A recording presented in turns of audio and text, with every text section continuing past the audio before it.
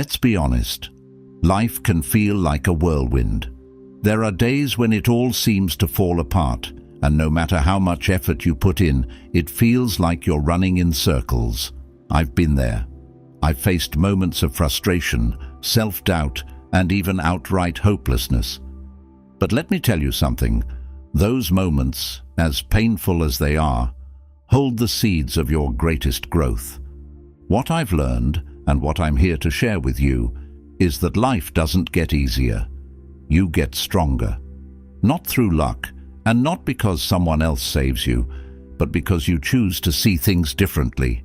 You choose to learn the lessons that matter, lessons that help you let go of what's dragging you down and focus on what truly moves you forward. The truth is, most people spend their entire lives chasing things that don't matter: validation from others, material success, or even the illusion of control. And when they don't get those things, they feel like failures.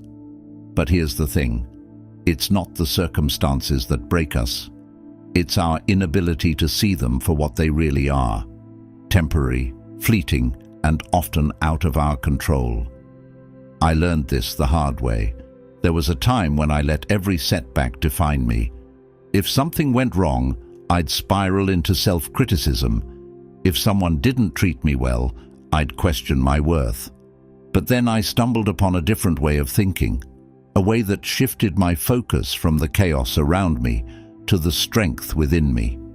It wasn't easy, and it didn't happen overnight, but that shift changed everything.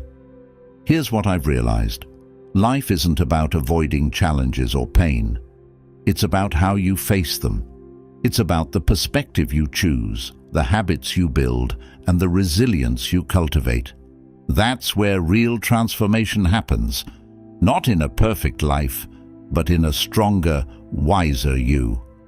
Let me tell you something that might be hard to hear. The world owes you nothing. No one's coming to hand you peace, happiness, or success.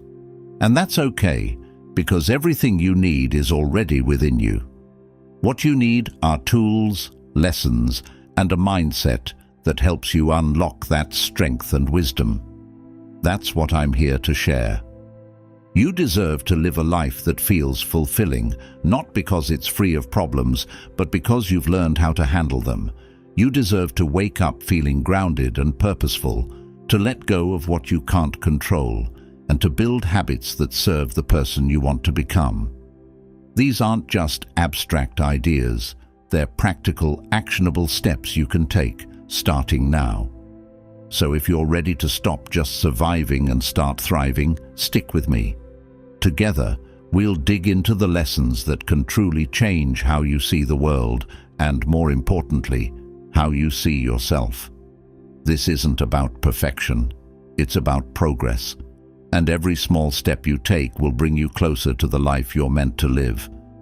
Let's take a deep breath together, right here, right now. Because the truth is, so much of our stress comes from trying to hold on to things we were never meant to control. I know this because I've lived it. I've spent countless nights wrestling with questions, overthinking situations, and clinging to outcomes that slipped through my fingers anyway. And in all that noise, I missed something crucial: the beauty of peace. The kind of peace that doesn't come from things going right, but from letting go when they don't. That's what I want to dive into with you now. Letting go isn't about giving up. It's about releasing the grip that's suffocating your joy and clarity. It's about focusing your energy where it truly matters. When you learn this, everything changes. Not the circumstances themselves, but the way you carry them. Let's start with something real. Control is an illusion. Think about how often we try to force outcomes, whether it's fixing a broken relationship, planning every detail of the future, or trying to manage how others see us. I used to believe that if I just tried harder, cared more, or strategized better, I could bend things to my will. But life doesn't work that way, does it? One of the most freeing lessons I've learned is this: the harder you fight against what's out of your hands, the more you suffer. It's like trying to hold on to water. The tighter your grip, the more it slips through your fingers. But when you loosen your hold, the water stays in your palm. That's what letting go feels like, a shift from resistance to acceptance. This doesn't mean you stop caring or become passive. It means you stop wasting energy on battles you can't win and start investing that energy into what you can actually control: your thoughts, your actions, and your mindset. These are the areas where your power lies, and they are far more influential than we give them credit for. I remember a time when I was caught up in someone else's opinion of me. It consumed me. I analyzed every interaction, replayed every word, and tried to mold myself into someone they would approve of. But no matter what I did, their opinion didn't change. One day I asked myself, why am I handing over my peace to someone who may never see me for who I truly am? That question was a turning point. Instead of focusing on their perception, I turned inward. I worked on building confidence in my own values, my own decisions. The more I focused on who I wanted to be, the less their judgment mattered. Letting go of the need for their approval freed me in a way I didn't know was possible. Acceptance doesn't mean you like everything that happens or agree with it. It means you acknowledge it as reality without trying to fight against it. There's a profound strength in saying, "This is how it is right now, and I can choose how to respond." It's in that choice that your power grows. One of the hardest things to accept is when life doesn't go according to plan. Maybe it's a job you didn't get, a relationship that didn't work out, or an opportunity that slipped away. I've been there, feeling like the universe was working against me. But over time, I've realized something. The things we lose often make room for something better. It's not always clear in the moment, but hindsight has shown me that every closed door led me to a path I wouldn't have found otherwise. Letting go of control also means releasing the past. How often do we replay moments we wish we could change? A harsh word we said, a decision we regret, or a chance we didn't take. I used to carry those memories like stones in a backpack, weighing me down everywhere I went. But what's done is done. No amount of wishing can rewrite the past. What we can do is learn from it, grow, and move forward lighter, stronger, and wiser. There's also the matter of the future. How many of us spend our days worrying about things that might never happen? I'll be honest with you, there was a time when my mind was a non-stop loop of what-ifs. What if I fail? What if I disappoint someone? What if this plan doesn't work out? But here's the truth. Worrying doesn't prevent the future from happening. It only steals the peace you could have right now. Focusing on the present doesn't mean ignoring the future. It means taking care of the only moment you can control, the one you're living in right now.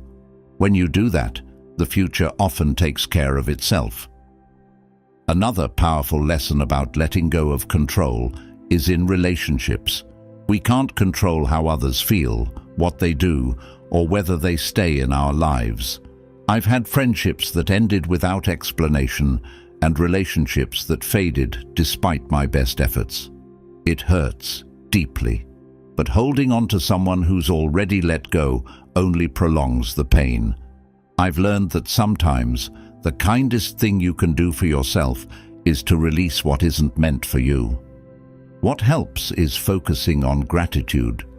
Even when things don't go my way, I try to find something to be thankful for. It's not always easy, but it shifts my perspective. Gratitude reminds me of what I have rather than what I've lost, and it helps me see that life isn't about perfection, it's about progress. Letting go of control isn't about abandoning responsibility, it's about recognizing where your responsibility ends and trusting life to unfold as it's meant to. This trust doesn't come from blind faith. It comes from knowing that no matter what happens, you have the strength to handle it. When you start practicing acceptance, life becomes lighter. You stop trying to carry the weight of the world on your shoulders. You stop chasing after things that aren't yours to hold. And in that space, you find peace. A peace that isn't tied to circumstances, but to the clarity and calm within you. This shift isn't easy, but it's worth it. It takes practice, patience, and self-compassion. But the more you let go of what you can't control, the more room you create for what truly matters. That's where real freedom begins. That's where your power lies. Let's pause for a moment to reflect.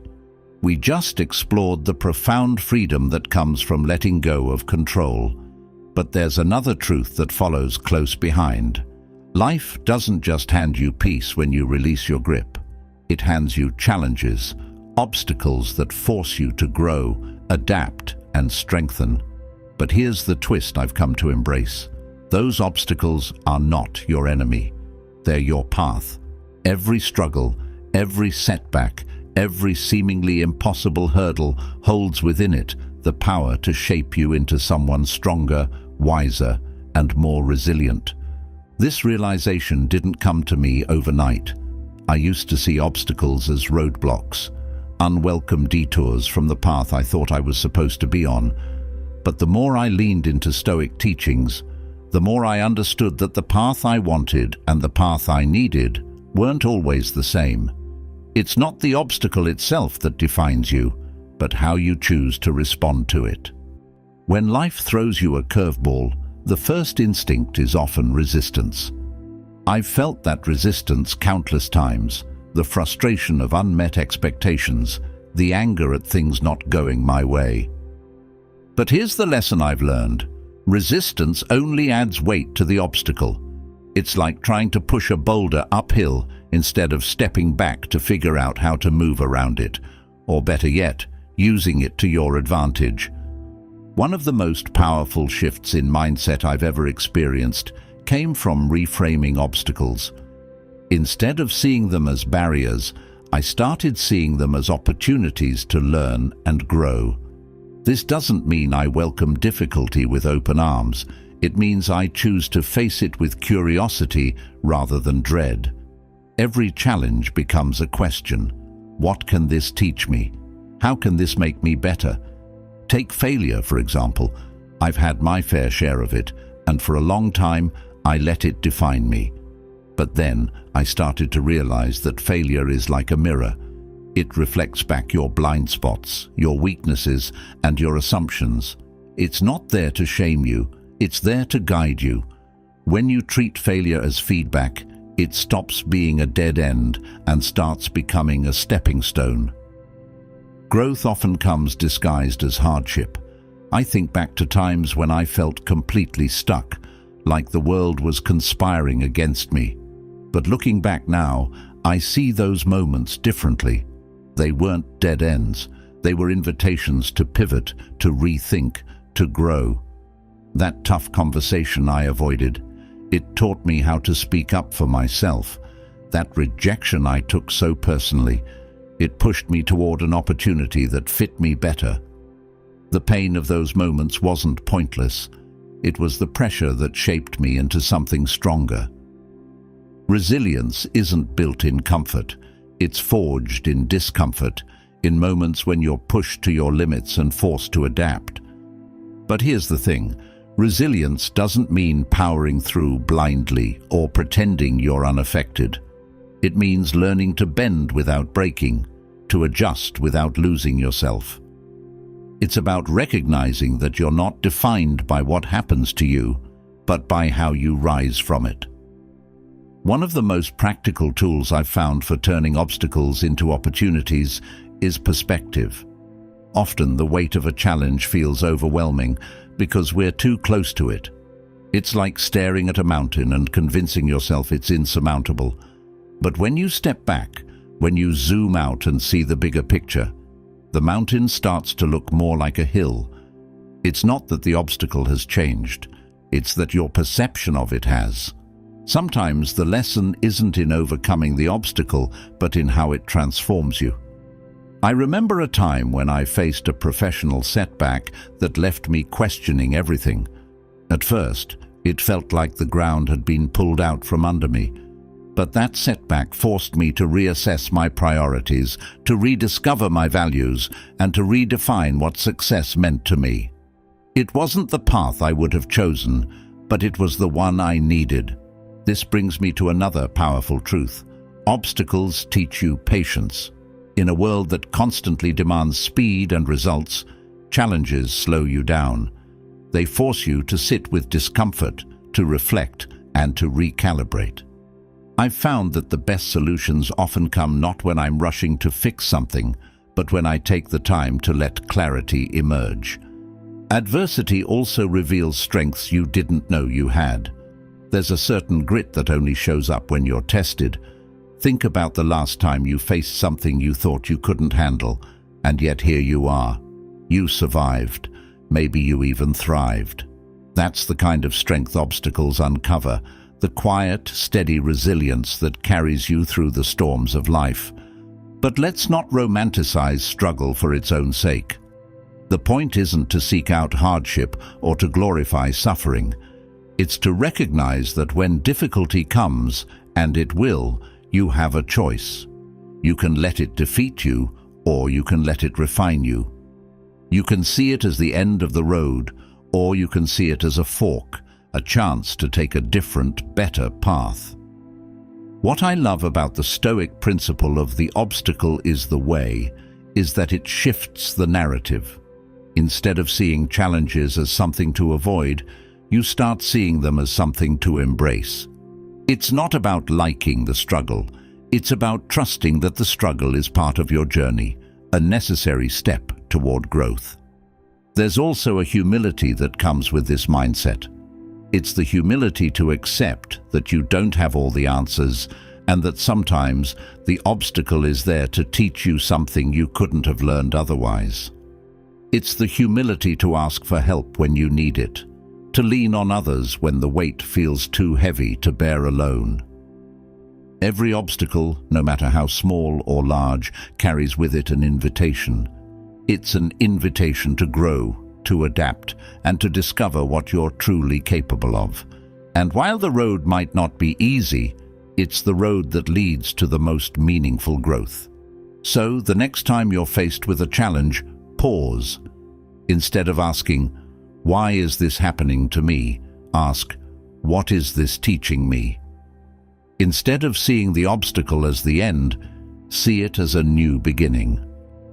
And trust me when I say this, when you choose to embrace the obstacle, you're not just overcoming it, you're becoming stronger because of it. That's the power of resilience. That's the path to growth, and it's yours for the taking. When I think about the challenges we've just discussed, obstacles that test us and force us to grow, it brings me to one of the most important tools you'll ever need to overcome them: discipline. Not the kind that's rigid or punishing, but the kind that empowers you to create the life you want.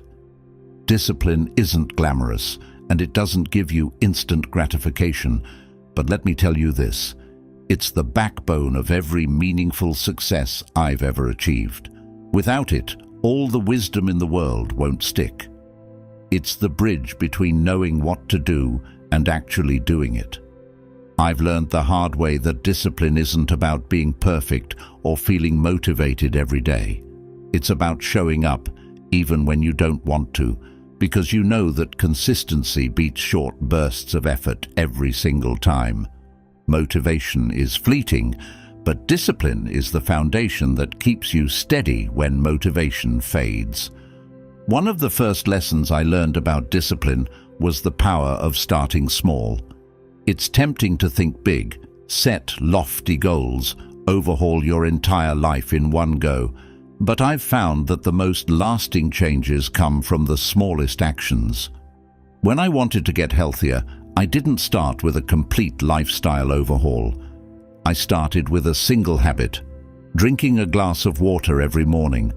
It seemed almost laughably simple, but that one habit created momentum. Over time, it led to bigger changes: better eating, regular exercise, and more energy. Here's the thing: discipline isn't just about doing hard things. It's about building systems that make those hard things easier. When you rely on willpower alone, you're setting yourself up for failure because willpower is finite. But when you create routines and habits, they take the decision-making out of the equation. You don't have to think about it, you just do it. That's the beauty of discipline. It simplifies your life by removing unnecessary choices. I used to struggle with procrastination, always waiting for the right time to start something. But let me tell you, there is no perfect moment. The only way to beat procrastination is to take action, no matter how small. I started using a rule I still live by today. If something takes less than 2 minutes, do it immediately. Whether it's responding to an email, tidying up a space, or starting a task I've been avoiding, that rule has saved me countless hours of stress and indecision. Discipline also teaches you to value consistency over intensity. I used to think that progress required huge efforts, working out for hours, cramming all night, or making drastic changes. But what I've found is that the real power lies in showing up daily, even if it's just for a little bit. When I was learning a new skill, I made a commitment to practice for 15 minutes every day. It didn't seem like much, but over weeks and months, those 15 minutes added up to noticeable improvement. That's the compound effect of discipline. It rewards the small, consistent actions that others overlook. One of the biggest myths about discipline is that it's about deprivation. People think it means giving up everything fun or enjoyable, but in reality, discipline is about making choices that align with your values and long-term goals. It's not about saying no to everything. It's about saying yes to the things that truly matter. When I started prioritizing what was important to me, I realized that the temporary discomfort of discipline was far outweighed by the satisfaction of living in alignment with my values. Another lesson I've learned is the importance of self-awareness in discipline. You can't force yourself into a rigid routine and expect it to work if it doesn't align with who you are. For example, I'm not a morning person, and no matter how many times I tried to wake up at 5 a.m. to be productive, it never stuck. So, I stopped fighting against my natural rhythms and started building discipline into the times of day when I'm naturally more focused. The key is to work with yourself, not against yourself. There's also a deeper layer to discipline. It's a form of self-respect. Every time you follow through on a commitment to yourself, you're telling yourself that you're worth the effort. And trust me, that builds confidence like nothing else. I've had moments when I felt completely stuck, doubting my abilities and questioning my worth.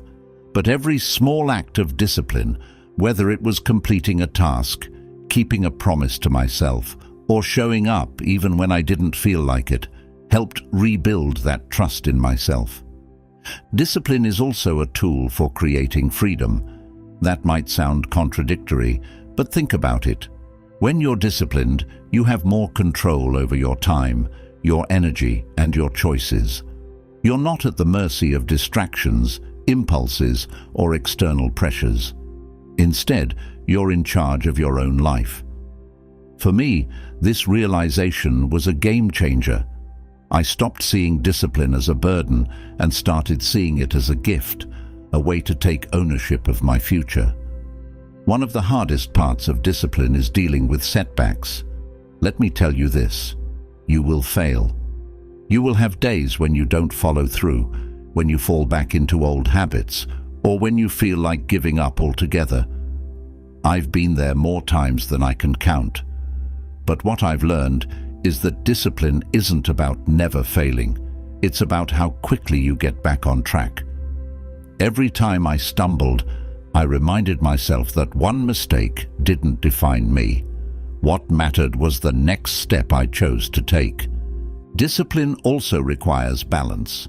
It's not about pushing yourself to the brink or sacrificing your well-being for the sake of productivity. There have been times when I pushed too hard, thinking that discipline meant working non-stop or ignoring my own needs, but that's not sustainable and it's not healthy. True discipline includes rest, recovery, and self-compassion. It's about knowing when to push and when to pull back. At its core, discipline is about aligning your actions with your purpose. It's the daily practice of choosing what matters most to you, even when it's not easy. It's not about perfection or punishment. It's about progress and perseverance. And when you cultivate that kind of discipline, you're not just shaping your habits, you're shaping your best life. What I want you to take away from this is that discipline isn't something you're born with or something you magically acquire overnight. It's something you build, one choice at a time.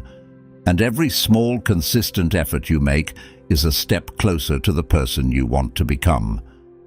Discipline shapes your life by grounding you in daily choices that build your future.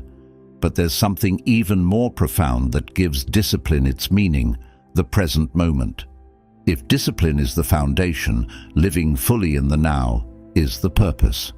The truth is, we're often so busy chasing goals, replaying past mistakes, or worrying about what's next, that we forget life is happening right now.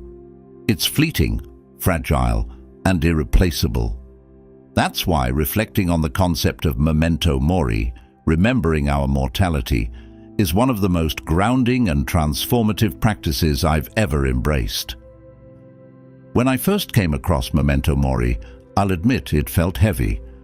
The thought of life's impermanence wasn't exactly comforting, but the more I reflected on it, the more I realized that memento mori isn't about fear, it's about urgency, clarity, and gratitude. It's a call to stop sleepwalking through life and to start paying attention to what truly matters. The brevity of life has a way of stripping away the noise. When you reflect on how short your time is, the things that once seemed so important, the petty arguments, the superficial achievements, the relentless comparisons, suddenly lose their grip. What's left is a raw, honest clarity about what actually matters, the relationships you nurture, the experiences you create, and the way you show up for yourself and others. For me, one of the most profound shifts came when I started asking myself daily, if this were my last day, would I spend it the way I'm spending it now? That question became my compass. It helped me let go of distractions and excuses and focus on what truly brings value and joy to my life. I began prioritizing meaningful conversations over mindless scrolling, experiences over possessions, and presence over perfection. Living fully in the present also means letting go of the past, not forgetting it, but releasing its hold on you. I used to carry so much weight from past mistakes, replaying them in my mind as if I could rewrite them. But here's the truth. The past is untouchable. The only thing it can do is teach you, and once you've learned the lesson, it's time to let it go. When I started practicing this, I found a lightness I hadn't felt in years. It's like clearing out a room that's been cluttered for far too long. You make space for something new and meaningful. Reflecting on mortality also changes how you view the future. It's not about abandoning plans or living recklessly. It's about balancing preparation with presence. There was a time when I was so focused on planning for what's next that I forgot to enjoy what I already had. I was always chasing, always reaching, but never pausing. The moment I started practicing memento mori, I realized that no amount of planning guarantees tomorrow. What it does is give you the tools to live with intention today. Gratitude naturally flows from this mindset. When you reflect on how fleeting life is, you start to see even the smallest moments as gifts. The morning sunlight, the sound of laughter, the quiet moments of stillness. These aren't just passing details, they're the essence of life. I began a daily gratitude practice, and it transformed how I see the world. Instead of focusing on what I lacked, I began celebrating what I had. Gratitude isn't just a feel-good exercise, it's a perspective shift that roots you firmly in the present. One of the hardest but most valuable lessons I've learned is to embrace uncertainty. Life's unpredictability used to terrify me. I wanted guarantees, clear answers, and a roadmap that promised smooth sailing. But Memento Mori taught me that uncertainty is part of the beauty of life. It's what makes every moment unique and unrepeatable. The fact that we don't know what's around the corner is what makes today so precious. Living fully in the present also means redefining success. In a world that constantly measures worth by achievements, Memento Mori reminds us that success isn't about how much you accumulate. It's about how deeply you live. I've let go of chasing external validation and started focusing on internal fulfillment. Success, to me, is being present in the moments that matter, whether it's sharing a heartfelt conversation, doing work that aligns with my values, or simply watching the sunset with no agenda. Practicing presence also requires mindfulness. It's not enough to want to be present. You have to actively cultivate it. For me, this starts with awareness. Throughout the day, I check in with myself. Am I here, or am I lost in thought? Am I truly listening, or just waiting to respond? These small moments of self-reflection help pull me back to the now. Mindful breathing has also become a cornerstone of my practice. It's such a simple yet powerful way to anchor yourself. Inhale deeply, exhale slowly, and suddenly you're grounded in the moment. Relationships take on a deeper meaning when you live with this awareness. I used to take time with loved ones for granted, always assuming there would be another day, another opportunity to connect. But Memento Mori changed that for me. Now every conversation feels like a gift, every shared moment a treasure. I've learned to be fully present with the people I care about, to give them my undivided attention, and to express gratitude for their presence in my life. This perspective also helps you approach challenges with grace. When you see life as fleeting, you realize there's no time to dwell on setbacks or hold grudges. You learn to forgive more easily, not just others, but yourself. You begin to see challenges not as roadblocks, but as part of the fabric of a life well lived. The difficulties you face are temporary, but the growth they bring can last a lifetime. Reflecting on mortality reminds you to live with purpose. This doesn't mean you need to have everything figured out or pursue grand achievements. It simply means living in alignment with your values. For me, purpose is found in the small daily choices that reflect who I want to be. Choosing kindness over judgment, gratitude over complaint, and presence over distraction. Purpose isn't a destination, it's a way of being. The practice of Memento Mori isn't about dwelling on death, it's about fully embracing life. It's about making the most of the time you have, not by cramming every moment with activity, but by being deeply present in the moments you do have. When you live with this awareness, life becomes richer, more vibrant, and infinitely more meaningful. Every day becomes an opportunity, a gift, to live intentionally and wholeheartedly. And that, more than anything, is what makes life truly worth living. Living fully in the present, with the awareness that life is fleeting, gives us a deeper appreciation for each moment. But as we embrace the now, there's another truth we need to confront. Failure is inevitable. No matter how intentional, disciplined, or present we are, life will throw us challenges we don't always overcome on the first try, or even the second or third. Here's the hard part. Failure doesn't just hurt. It can shake your confidence, make you question your path, and leave you wondering if it's worth trying again. I know because I've been there. But here's something that changed my perspective forever. Failure isn't the enemy. In fact, it's one of your greatest teachers. The problem is that most of us grow up fearing failure. We're taught to avoid it, to play it safe, and to see it as something to be ashamed of. I used to think that every mistake was a reflection of my worth. If I failed, it felt like proof that I wasn't good enough. But the more I leaned into Stoic philosophy, the more I began to see failure differently, not as something to avoid, but as a necessary part of growth. The Stoics believed that failure was a mirror, showing us what we need to work on and where our strengths lie. Once I started reframing failure this way, it stopped being a source of frustration and became a tool for progress.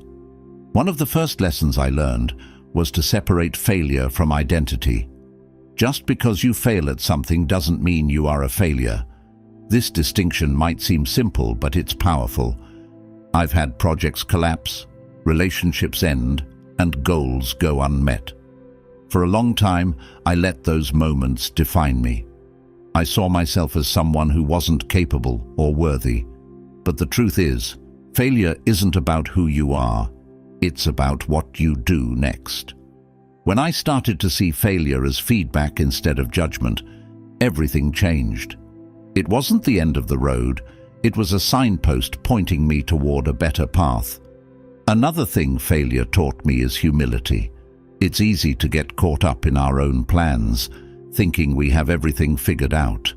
Failure reminds us that we don't, and that's okay. When I faced my first major professional setback, it was a humbling experience. I had to confront the fact that I didn't know as much as I thought I did. But that humility was a gift. It opened me up to learning, to seeking advice, and to growing in ways I wouldn't have if everything had gone smoothly. Failure also forces you to adapt. There's a saying I love, "Fall 7 times, stand up 8. It's not about avoiding the fall, it's about finding new ways to rise. I remember a time when I poured my heart into a project that completely flopped. At first, I was devastated, but when I looked closer, I realized that the failure wasn't random. It was a result of poor planning and assumptions I hadn't questioned. That failure pushed me to reevaluate my approach, to seek out better methods, and to grow in ways I hadn't expected. The lessons I learned from that experience became the foundation for future successes. One of the most valuable lessons failure teaches is resilience. You don't build resilience by avoiding challenges. You build it by facing them head-on, even when you're scared of failing again. Every time I've picked myself up after a setback, I've grown stronger, not just in my skills, but in my mindset. Resilience isn't just about enduring, it's about thriving in the face of adversity. It's about looking at failure and saying, "This won't stop me, I'll find another way." Failure also shifts your perspective on success. When I was younger, I thought success was about achieving a specific outcome, hitting a goal, getting recognition, or reaching a milestone. But failure taught me that success is about the process, not just the result. It's about showing up, learning and growing, even when things don't go as planned.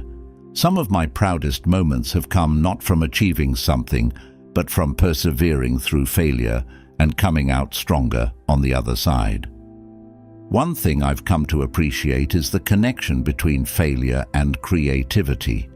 When you fail, you're forced to think outside the box, to approach problems from new angles, and to innovate. Some of the most creative solutions I've ever found came from moments of failure. When the obvious path didn't work, I had to find another way. That kind of creativity isn't just useful, it's transformative. Failure also deepens your sense of empathy. When you've struggled, you understand what it's like for others who are going through tough times. I've found that my own failures have made me a better listener, a more compassionate friend, and a more understanding colleague. Instead of judging others for their mistakes, I see them as opportunities to connect and support. Reflecting on failure has also helped me let go of perfectionism. For years, I held myself to impossible standards, thinking that if I wasn't perfect, I wasn't enough. But failure taught me that perfection isn't the goal, progress is. When I stopped striving for flawless execution and started focusing on consistent effort, I found more freedom and joy in what I was doing.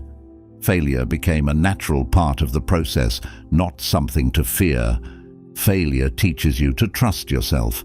It might sound counterintuitive, but every time you face a setback and find a way to move forward, you build trust in your own ability to handle whatever comes your way. I've had moments when I doubted myself completely, but each time I navigated through failure, I proved to myself that I was capable. That trust isn't something you can gain from success alone. It's forged in the fire of failure. Failure isn't the end. It's the beginning of something new. It's a chance to learn, to grow, and to become the person you're meant to be. When you reframe failure as your greatest teacher, you stop fearing it and start embracing it. You realize that every setback is an opportunity to rise stronger, smarter, and more resilient than before. That's the Stoic approach to success, and it's one of the most empowering lessons life has to offer. As we wrap this up, I want you to pause for a moment and let everything sink in. These lessons, accepting what you can't control, turning obstacles into opportunities, building unshakable self-discipline, living fully in the present, and embracing failure as your greatest teacher, aren't just words. They're tools that can shape the way you face every single day. Life isn't about having all the answers or avoiding challenges. It's about how you show up, how you grow, and how you choose to see the world. These Stoic lessons are here to guide you, not to make life perfect, but to make you stronger, more grounded, and more capable of living fully, no matter what comes your way. I've shared these insights because they've transformed my life, and I truly believe they can do the same for you. But now, it's your turn. Take what resonates, reflect on it, and start applying it, step by step, moment by moment. You don't need to get it all right today. Just start. I'd love to hear your thoughts. What resonated with you the most? What lesson are you going to work on first? Share your perspective in the comments below. I read every single one, and your journey matters to me.